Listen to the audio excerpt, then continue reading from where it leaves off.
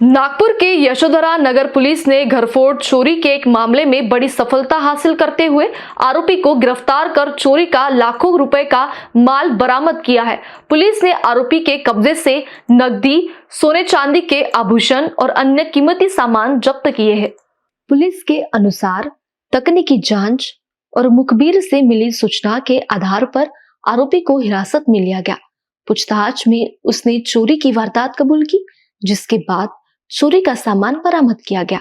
फिलहाल पुलिस आरोपी से पूछताछ कर रही है ताकि यह पता लगाया जा सके कि वह अन्य चोरी की घटनाओं में भी शामिल था या नहीं। साथ ही मामले की आगे की जांच जारी है। PS यशोधरानगर येथे CR 351/2025 कलम 305 331 3 331 हा गुन्हा दाखल होता। सदर गुन्ह्यामध्ये 1 वर्षापासून फरार असलेला आरोपी मुबारक वकील बाबू शाह वय 21 वर्षीय, राहणार कुंदनलाल गुप्तानगर, पोलीस ठाणे यशोधरानगर हा फरार होता।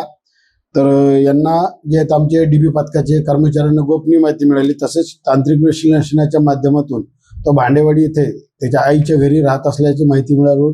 त्यांनी तिथे जाऊन त्याला सापळा लावून पकडले आणि त्याला विश्वासात घेऊन आणि सखोल तपास केला असता त्यांनी पोलीस ठाणे कोराडी, पोलीस ठाणे कपिलनगर आणि यशोधरानगरचे 2 घरफोडे असे एकूण 5 घरफोडे केल्याची कबुली दिली। त्याच्यामध्ये त्याच्याकडून 10,70,000 रुपयाचे सोने चांदीचे दागिने जप्त करण्यात आले। त्याचे 3 साथीदार हे फरार असून त्यांचा आम्ही शोध घेत आहोत। सदरची कामगिरी ही माननीय DCP श्री नित्यानंद झा साहेब, सहाय्यक पोलीस आयुक्त श्री रोहित ओवळ साहेब, कळमना विभाग यांच्या मार्गदर्शनाखाली पोलीस उपनिरीक्षक वैभव नागे, पोलीस हवालदार राहुल बोंद्रे, पोलीस अंमलदार मनीष झरकर, संदीप वानखेडे, क्षितेश चौरसिया, भूषण रोजेवार, प्रवीण बोरकर सर्व आणि आशिष पेपराटे झोन 5चे सायबरचे यांनी केलेली आहे। सदरच्या याच्यामध्ये सोन्या चांदीचे 10,70,000 रुपयाचा मुद्देमाल जप्त करण्यात आलाय।